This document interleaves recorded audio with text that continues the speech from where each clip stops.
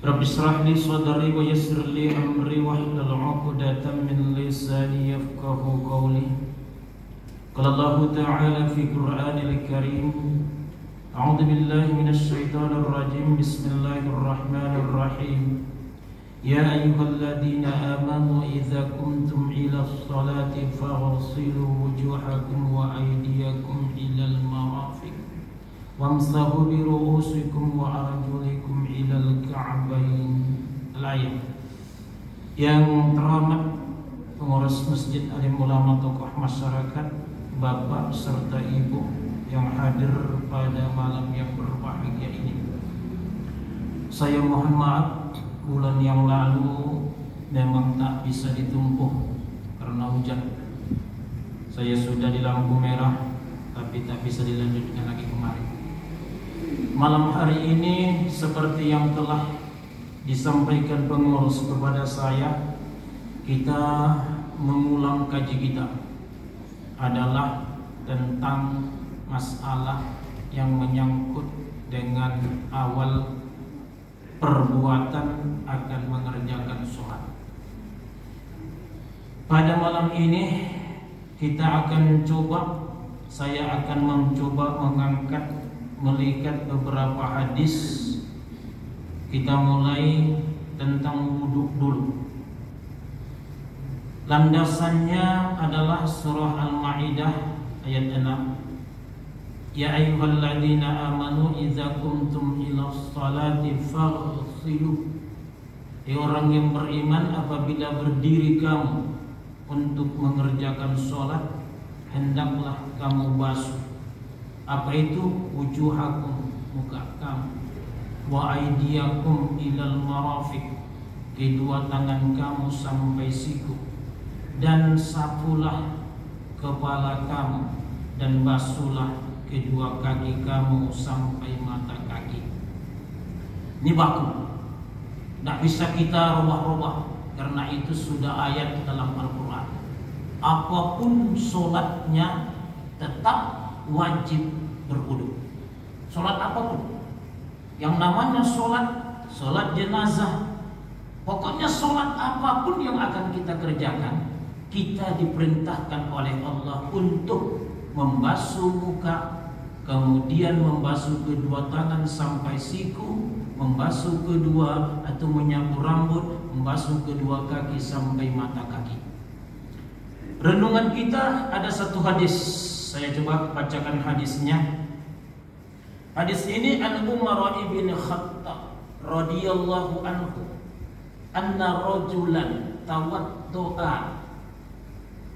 Dari Umar ibn Khattab, mudah-mudahan dia diridhoi oleh Allah, bahwasanya seorang lelaki berwudu ia, fataraka mawa'ida zubri ala qadamihi, maka tertinggal di tumit sebesar kuku. Di tumitnya itu tertinggal, tidak kena air wudu, sebesar kuku. Kemudian fa'abasaruhun Nabiya sallallahu alaihi wasallam, Nabi melihat bahwa sebesar kuku itu di tumitnya tidak terkena air. Apa kata Rasul? Faqala irji'. Keluar. Nabi mengatakan, kembali kamu berwudu. Fa'ahsin wudu'aka, bersihkan atau baikkan atau sempurnakan wudu'mu.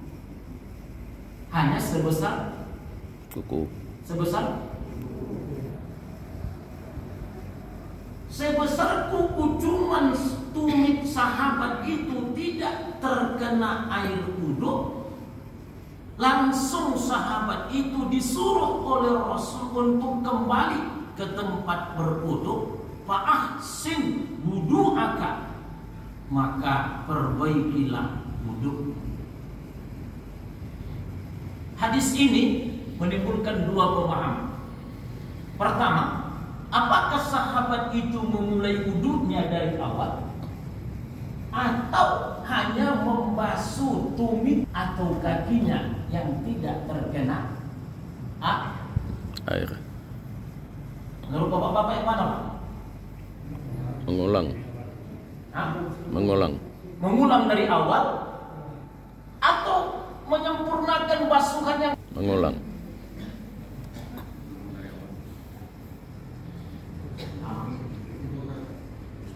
Kan? Ada yang mengatakan menyempur. Kenapa? Karena di situ maknanya Pak Ahsin. Perbaiki, baguskan wudukmu itu. Bukan menyuruh dimulai berwuduk, tidak itu. Maka ibu, bapak ibu yang dimuliakan oleh Allah, apa maksudnya, Bu? Dalam masalah ini nanti pasti ada perbedaan. Penafsiran. Ini maksud saya. Inilah yang saya maksud itu. Kalau kita pahami hadis-hadis dan Al-Quran itu, pasti ada terjadi pemahaman-pemahaman yang tidak secara detail disebutkan di dalam Al-Quran dan Sunnah. Tak secara detail. Nanti bukan Bapak mengatakan dan Bapak mengatakan baguskan wudukmu, perbaiki wudukmu. Berarti dia cuma menyempurnakan basuhan kaki. Ada yang mengatakan mulai dari awal, itu berarti mulai dia membasuh muka sampai keseluruhannya. Dan inilah yang akan kita bicarakan pada wirid-wirid kita selanjutnya. Artinya kalau ada perbedaan, jangan jadi salah. Jangan jadi salah. Itu yang penting, Pak. Ada perbedaan jangan jadi masalah. Kenapa? Inna dina yusrun la yusaddad dina ahadun illa ma ghalabah. Islam itu mudah. Tidak ada yang membuat Islam itu berat kecuali orang yang tak bisa mengalahkan dirinya sendiri. Pak, susah tak menerima perbedaan? Hah? Susah tak menerima perbedaan? Susah bagi orang yang berat, yang tidak mau meninggalkan, yang tak mau kalah dengan orang. Hanya pendapat dia yang betul. Susah menerima perbedaan. Jadi kalau ada perbedaan dalam agama, tidak akan susah kalau kita bisa mengalahkan diri kita, menghilangkan ego kita. Menghilangkan, jangan merasa cuma pendapat kita yang benar. Maka perbedaan yang terjadi dalam konteks pemahaman agama jangan jadikan masalahan. Sebelum kita mulai, Pak, saya angkat beberapa ucapan. Saya sengaja tadi mengambil buku, mencari buku. Ada beberapa ucapan yang bisa kita bawa kepada kita pada hari ini. Pertama, perkataan Imam Abu Hanifah. Kata Imam Abu Hanifah apa, Bu? Iza sahhal hadisi fa huwa mazhabi. Apabila hadis-hadis para imam mujtahid itu lebih sahih ketimbang hadis saya, maka jangan terima hadis saya, ambil hadis yang sahih. Misalnya, hadis yang dibawa Abu Hanifah lebih lemah ketimbang hadis yang diangkat oleh Syafi'i, maka kata Imam Abu Hanifah, ikuti Syafi'i, jangan ikuti saya. Itu artinya siap menerima perbedaan. Apalagi kata Abu Hanifah, la yahillu li ahadin an ya'khudha bi qawlina ma lam ya'lamu min aina aghastani. Tidaklah boleh seseorang mengatakan bahwa ini adalah pendapatku, kata Abu Hanifah, sebelum dia ketahui dari manakah aku dapatkan ini. Berarti Imam Mujtahid rela dan mau menerima perbedaan. Kenapa kita tidak mau? Karena kita ngotot. Ini pendapat Syafi'i, ini yang benar. Salah dong. Satu lagi, Bapak Ibu, kata Imam Malik. Imam Malik berkata dalam satu hadisnya, bukan hadisnya, ucapannya, laisa ahadun ba'dan nabiyyi illa yukhazu min qawlihi wa yutraku illa nabi. Tidak ada satupun perkataan selain daripada baginda Rasulullah yang boleh untuk kita ragukan pendapatnya kecuali adalah pendapat baginda Rasul. Artinya Imam Maliki mengatakan, kalau pendapat saya itu hadisnya lemah, ada hadis Nabi yang lebih kuat, ikuti hadis Nabi itu, tinggalkan pendapat saya. Jadi kalau begitu, sebelum kita mengaji ini, ayo menerima perbedaan. Kita lanjut. Kita coba kita bicarakan tentang wudu. Yang pertama, faghsilu wujuhakum, basuhlah muka kamu. Kita tidak mendapatkan ini. Muka itu yang mana? Mana muka? Tidak tahu kita. Tak ada dijelaskan dalam Al-Quran muka itu ini. Tidak ada. Hanya Allah mengatakan, idza kuntum ila sholati faghsilu wujuhakum, basuh muka kamu. Muka itu yang mana? Kita hanya mengetahui dari apa yang dibuat oleh baginda Rasul. Mana muka tersebut?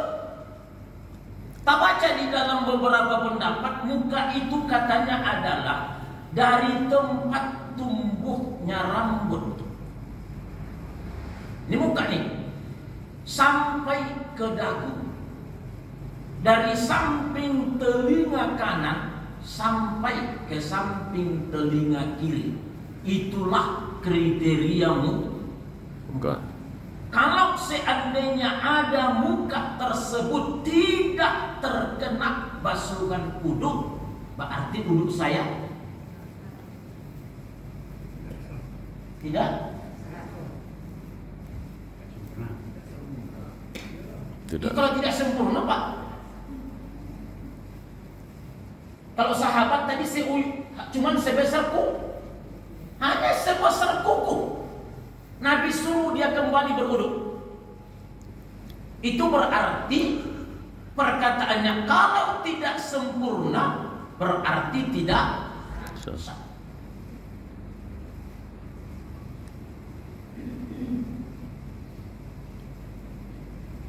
Bapak sanggup tidak menegur orang kalau begitu, Bu?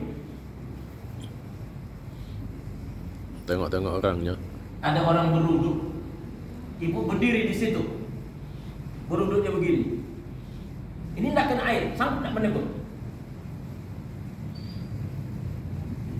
Hah? Lihat orangnya, Pak. Hah? Lihat orang itu berubah. Waduh. Lihat orangnya.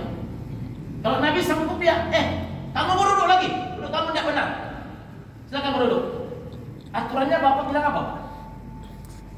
Nah, Pak, Bapak berwudu lagi, Pak, belum masa sampai kemarin. Apa kata Bapak? Hah? Hebat banget. Hebat banget. Dan lama dia mengaji dari nenek moyang.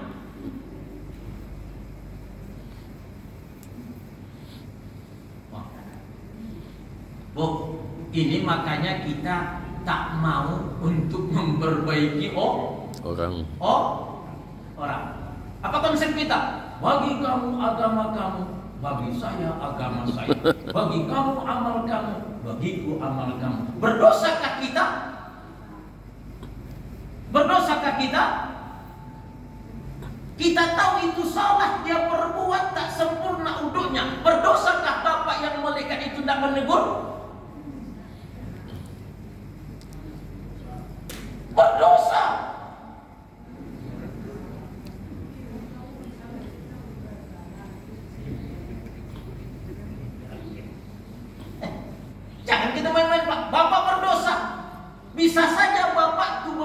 seperti itu karena dia tak mengetahui. Kenapa tidak Bapak beritahu?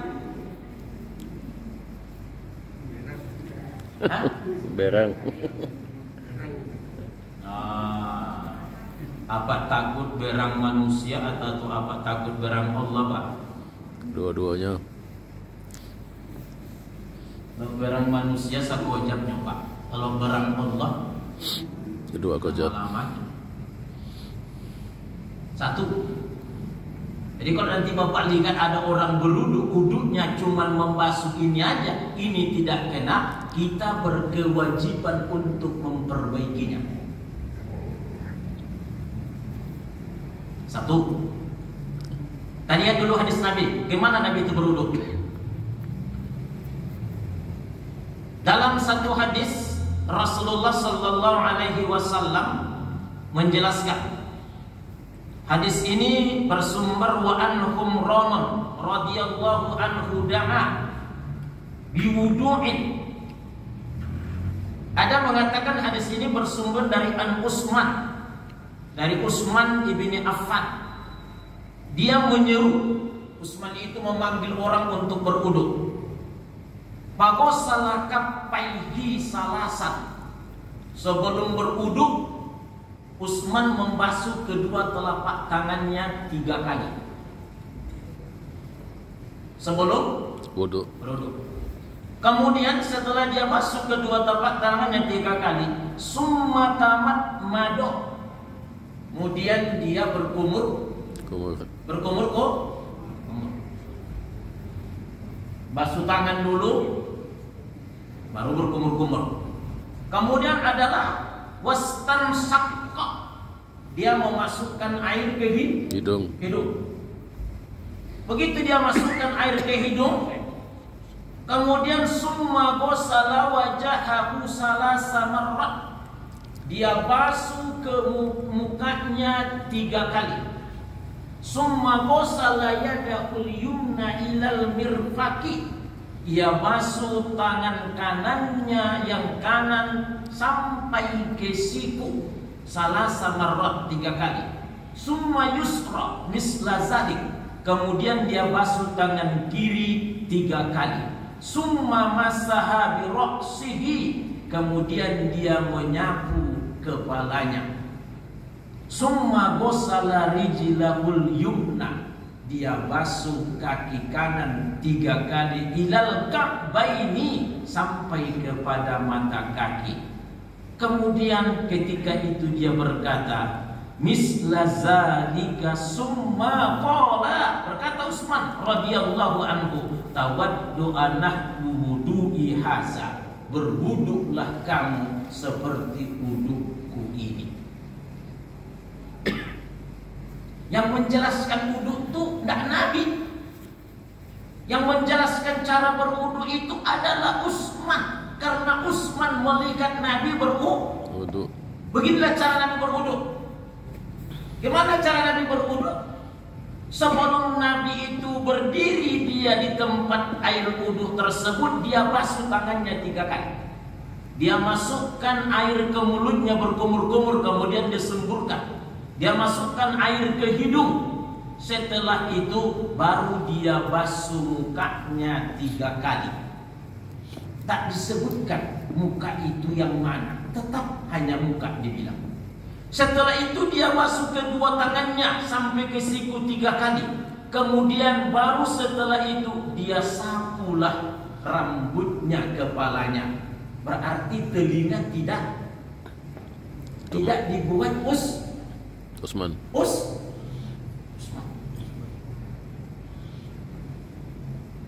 Kenapa? Ada hadis mengatakan bahwa ketika menyapu kepala sekaligus menyapu Telinga. Berarti kalau kita menyapu kepala sekaligus menyapu telinga. Mau saya tanya Bapak Ibu, menyapu kepala atau menyapu rambut? Rambut. Kepala itu rambut, Pak? Rambut. Kalau dalam Al-Quran kepala. Kepala. Dalam Al-Quran kepala. Tapi kenapa rambut, Pak? Wajahnya udah.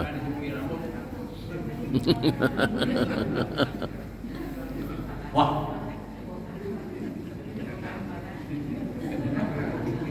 Nah, Pak, Bu, jangan jelas.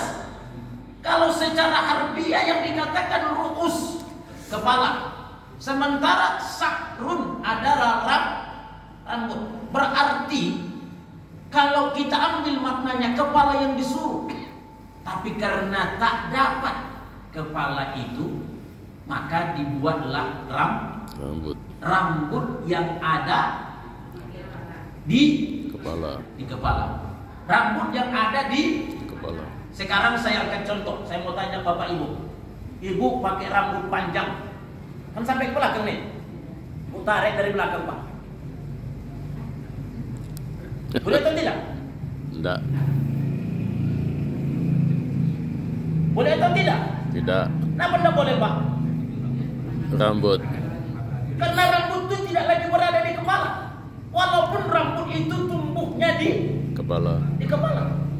Tapi sudah panjang, dia sudah sampai ke bawah begini, tarik dari belakang. Boleh atau tidak? Tidak boleh. Kemudian saya ingat sedikit, bagaimana cara menyapu rambut Rasulullah itu, Pak? Apakah kita buat seperti itu? Rasul menyapu rambutnya bagaimana?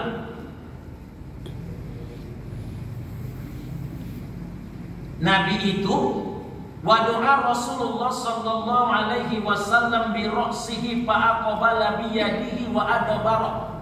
Nabi meletakkan tangannya di kepala. Begini.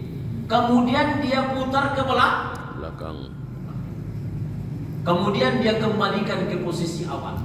Begitukah kita beruduk? Saya mau tanya Bapak, begitu Bapak beruduk? Pak ambil air, langsung ke telinga. Begitukah kita beruduk? Iya. Bagaimana cara beruduknya, Pak? Paling-paling ada nggak seperti itu? Banyak. Ada nggak seperti itu, Pak? Ada. Boleh atau tidak? Hah? Boleh. Saya mau tanya, boleh atau tidak? Boleh kan?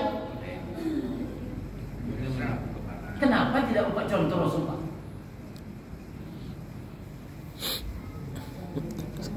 Sayang rambutnya. Kalau yang dicontohkan Rasul tak begini dong, Pak. Tidak ada dicontohkan Nabi seperti ini. Diletakkan tangan, langsung menyapu telinga. Ada contohnya seperti itu. Kenapa tidak itu kita?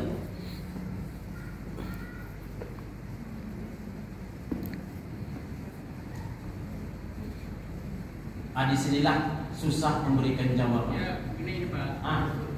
Sebelah kiri pegang gayung.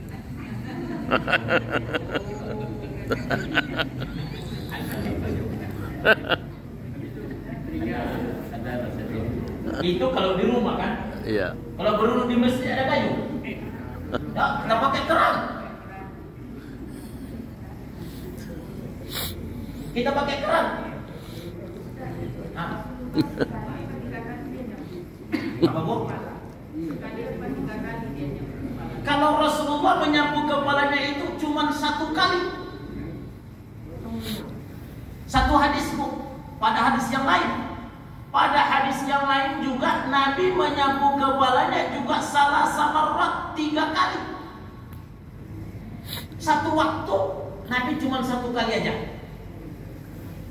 Satu waktu yang lain dia buat 3 kali. Maka Bu, ketika ada kali, jangan kita tegur. Salahkan. Mengapa kok? Cie ngawak 3 kamu cie. Aliran sesat, jangan. Mungkin kita ke sana. Jadi ada yang membuat dia satu kali cuman dia pakai, ada yang tidak satu kali.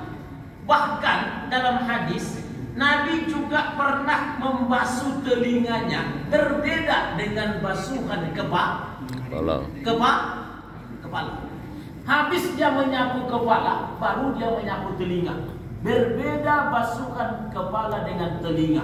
Maka kalau kita buat berbeda, itu pernah diperbuat oleh Rasulullah. Kalau kita buat sekaligus menyapu kepala dan sekaligus menyapu telinga, itu juga pernah diperbuat oleh Rasul.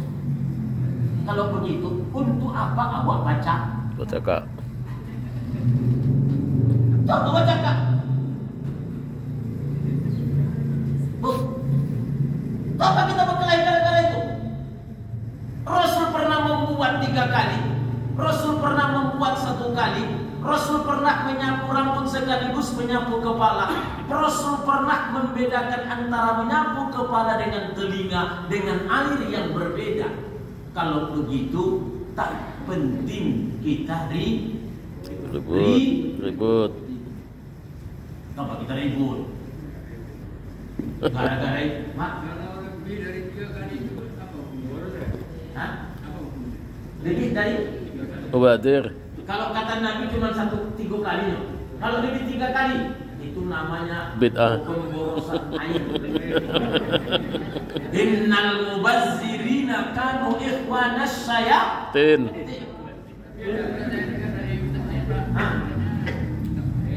Apanya Pak? Iya, enggak boleh. Rasul membuat 3 kali Pak? Apa buat 5 kali? Kadang-kadang lupa. Kalau lupa enggak apa-apa. Kecuali orang lupa. Yang wajibnya apa yang wajibnya? Baca. Yang wajibnya adalah sempurna basuhan. Itu wajibnya. Kalau 3 kali tak sempurna basuhan, silahkan 4 kali. 4 kali pun tak sempurna basuhan, silahkan 5 kali. Wajibnya adalah sempurna basuhan. Kalau 3 kali, insya Allah dapat pahala Sunnah. Ibu, biar motivasi Pak. Kenapa kita mesti melebihkan basuhan wudhu itu? Ada hadis begini. Unna ummati ya'tuna yawmal qiyamati ghurran mu'ajjalin. Nanti di hari kiamat ada umatku itu yang bersinar, memancar sinar. Dari mana? Min asaril wudu, dari bekas Wudu. Faman istata'a minkum an yutila ghurratahu falyutil ghurratahu. Barang siapa yang ingin untuk memanjangkan, memperbanyak cahayanya, maka hendaklah dia lebihkan basuhannya.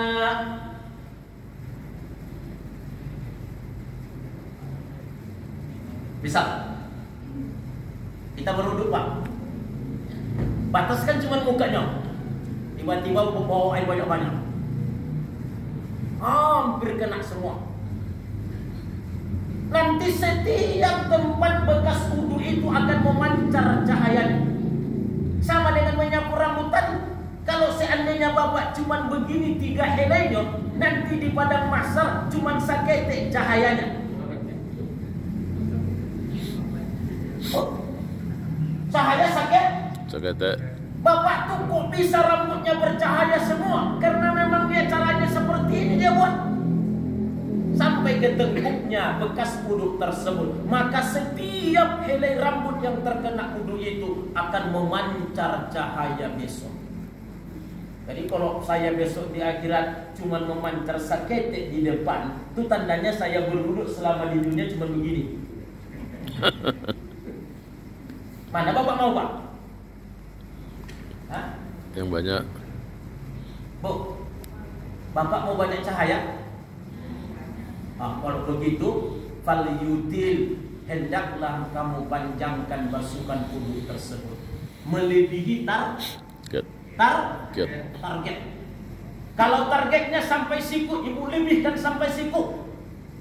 Ibu buka baju itu sampai ibu angkat ke atas sampai kemari. nanti ini akan memancar cahaya dari semua ini. Maka boleh Pak dilebihkan Pak. Kalau Bapak ingin cahaya Pak, kalau ingin cahaya sakit aja lah. Silakan. Ada pertanyaan Pak? Silakan Pak Haji. Kita disuruh dari tangan sampai sini. Karena kita perlu dari berat dari siku sampai tangan. Oke. Kalau Al-Quran mengatakan dari setelahnya dari tangan, finishnya siku. Sekarang Bapak balik. Saya dari siku dulu baru ke tangan. Boleh atau tidak? Hah? Boleh atau tidak? Boleh, tapi kan basah Pak. Boleh, tapi udah boleh. Nah, kalau dalam Al-Quran ibda'u bima bada Allah. Mulai kamulah dari yang Allah mulai. Bu, kita disuruh memulainya dari yang dimulai oleh Allah. Kalau Allah suruh dari aidikum, tangan, ini tangan nih, ilal marafiq, sampai siku. Ada ayatnya, ibda'u bima bada Allah. Mulai kamulah apa yang dimulai oleh Allah. Kalau Allah memulai dari tangan, itu berarti mulai dari tangan sampai ke siku. Arjulakum ilal ka'baini, kaki kamu sampai ke mata kaki. Sama nyoba. Ibu disuruh jalan santai. Ada start, ada finish. Kalau Bapak dari finish duluan, Juara. itu melanggar peraturan. Harus dari setar. Allah mulai setarnya dari mana? Dari muka. Allah mulai setarnya di tangan dari mana? Dari tangan sampai ke mana? Sampai ke siku. Nah, kita ikut aja. Seandainya, saya baca dalam buku, seandainya Bapak mulai dari siku sampai ke tangan, itu juga tidak membatalkan. Boleh. Tapi secara konsep agama, mulai kamulah dari yang dimulai oleh Allah. Samanya Pak, saya berniat berwudu di jembatan laptop. Kemudian saya jebur dari atas. Nawaitul wudu'a li rabbil hadasil asghar. Fardalillahi ta'ala. Terjun saya. Kira-kira basah semua enggak? Basah semua. Basah semua Pak? Ya. Mana yang dihitung? Kaki. Mana yang dihitung Pak? Kaki. Yang dihitung satu, muka. Kalau mau basuh tangan harus terjun kedua. Karena tidak boleh serentak. Karena Allah mengatakan wujuhakum dulu. Itulah yang disebut tertib. Apa tertib itu? Mendahulukan yang dahulu, membelakangkan yang di belakang. Apa yang dahulu Allah katakan? Adalah muka. Maka dahulukan muka ketimbang kaki. Apa yang dulu Allah kemukakan? Tangan, baru siku. Maka dahulukan tangan, baru siku. Dah, coba. Bolehnya boleh. Tapi ikuti dong yang Allah sampaikan. Ada lagi? Pak, saya pernah baca ya, kita ini harus menghemat air wudhu.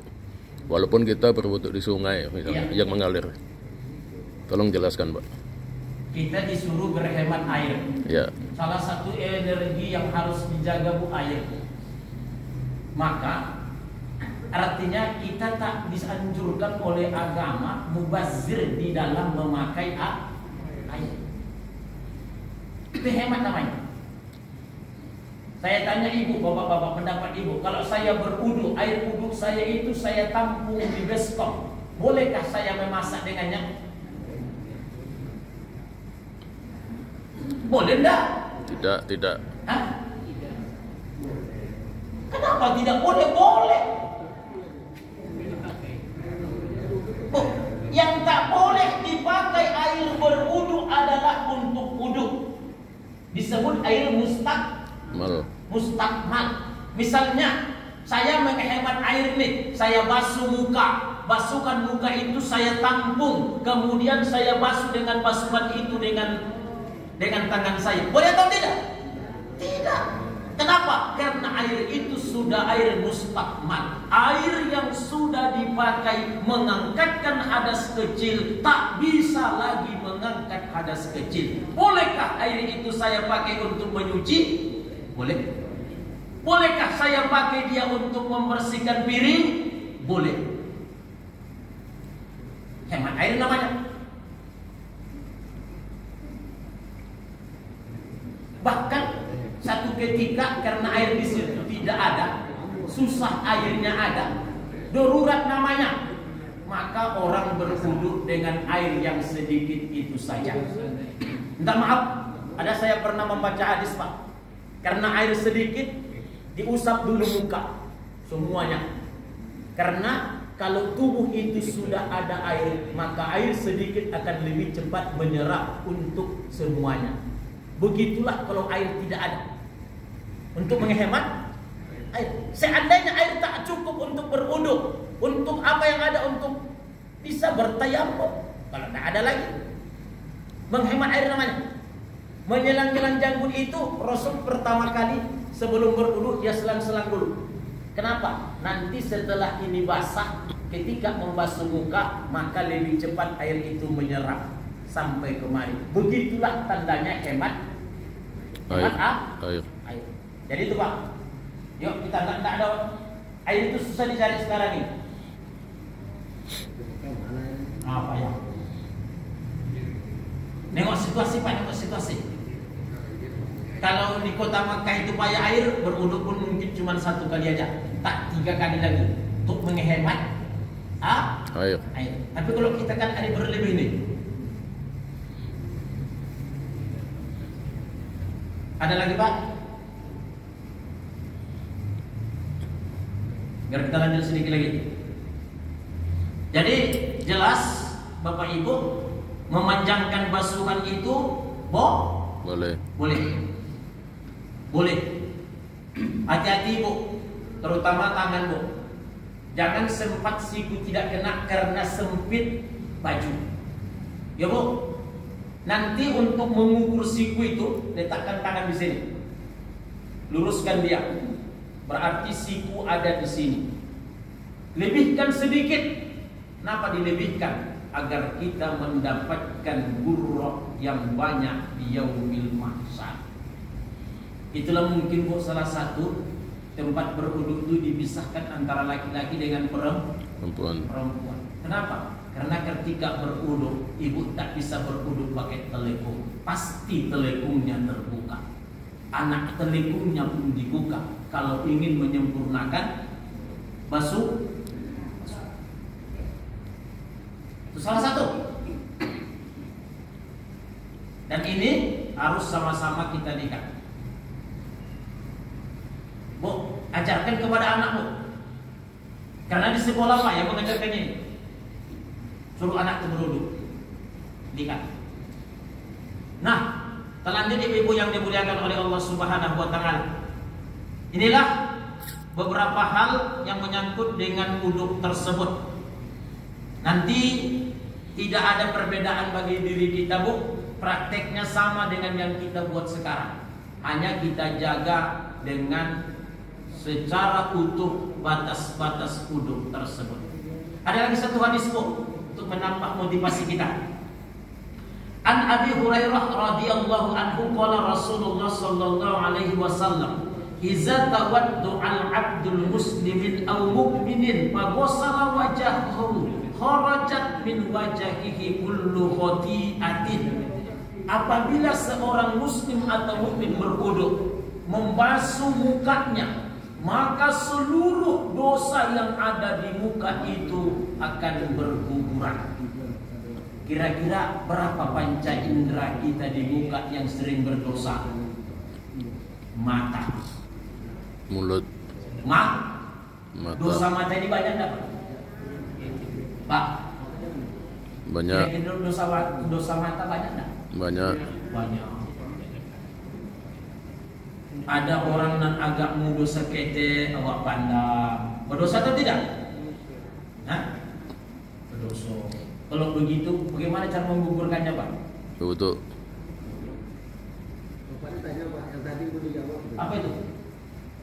Masih ada yang tinggal padulang semuanya atau yang tinggal aja. Yang satu kuku tadi. Yang sempurna untuk dia diulang dari semua atau yang tertinggal itu aja. Kalau ada dua pendapat Pak. Yang pertama adalah ada yang menyuruh diulang karena jangka basuhan itu sudah lama terputus. Yang kedua mengatakan sebelum kering basuhan tersebut boleh menyempurnakan wudhu yang tidak sempurna tadi. Coba kalau jangka wudhu dengan teguran tadi sudah panjang itu sudah terputus namanya.